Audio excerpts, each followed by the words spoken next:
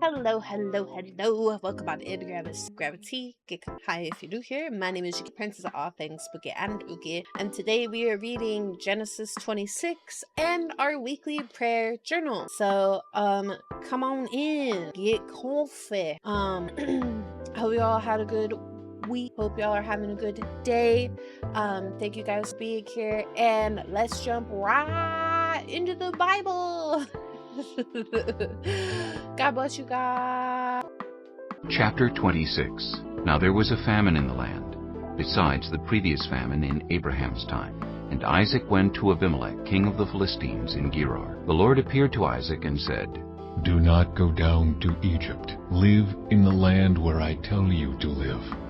Stay in this land for a while, and I will be with you, and will bless you. For to you and your descendants I will give all these lands, and will confirm the oath I swore to your father Abraham. I will make your descendants as numerous as the stars in the sky, and will give them all these lands. And through your offspring all nations on earth will be blessed, because Abraham obeyed me, and did everything I required of him, keeping my commands, my decrees, and my instructions." So Isaac stayed in Gerar. When the men of that place asked him about his wife, he said, "She is my sister." because he was afraid to say, "She is my wife." he thought, "The men of this place might kill me on account of Rebekah, because she is beautiful."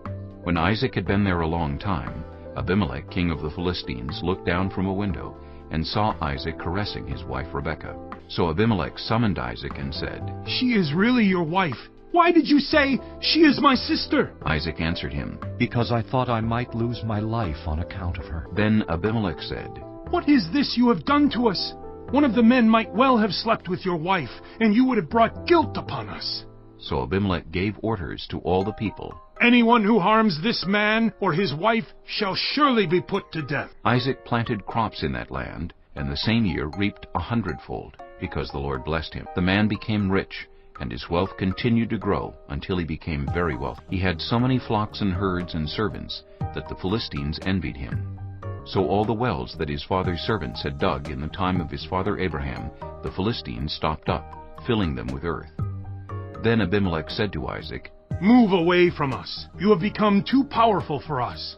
So Isaac moved away from there and encamped in the valley of Gerar, where he settled. Isaac reopened the wells that had been dug in the time of his father Abraham, which the Philistines had stopped up after Abraham died, and he gave them the same names his father had given them. Isaac's servants dug in the valley and discovered a well of fresh water there.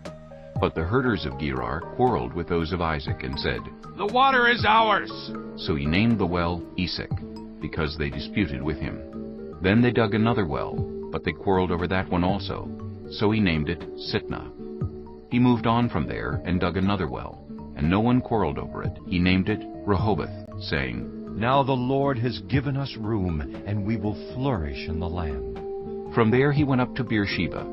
That night the Lord appeared to him and said, "I am the God of your father Abraham. Do not be afraid, for I am with you. I will bless you, and will increase the number of your descendants for the sake of my servant Abraham." Isaac built an altar there, and called on the name of the Lord. There he pitched his tent, and there his servants dug a well.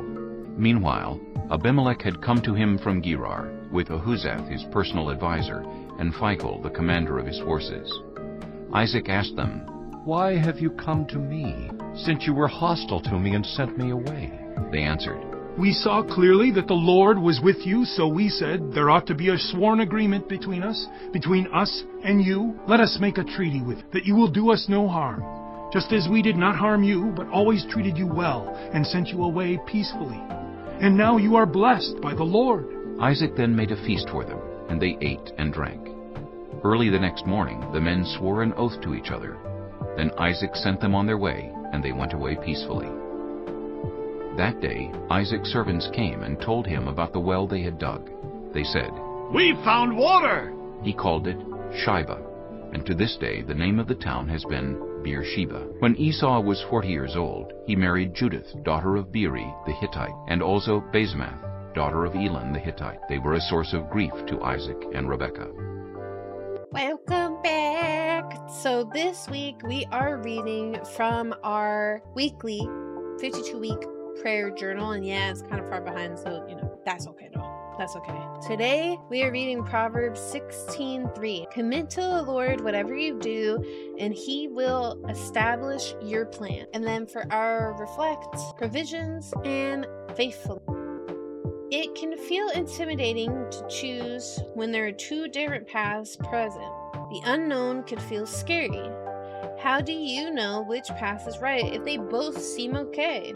Which one should you take? Know that God promises to establish your plan. Commit yourself to Him and He will do the rest. He will guide your heart in the way that you should go and the plans you should make. What big plan are you making right now?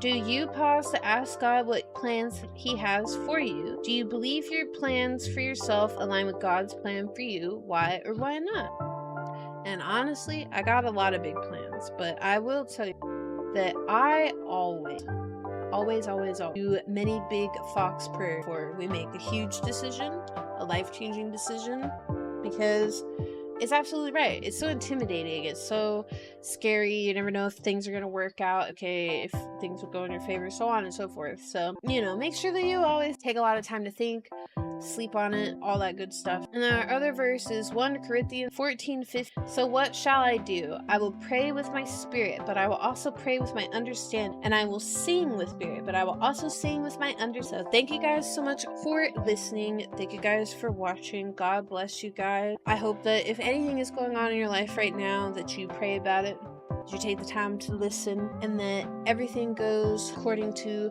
God's plan and everything works out great for you. Thank you guys so much for being here.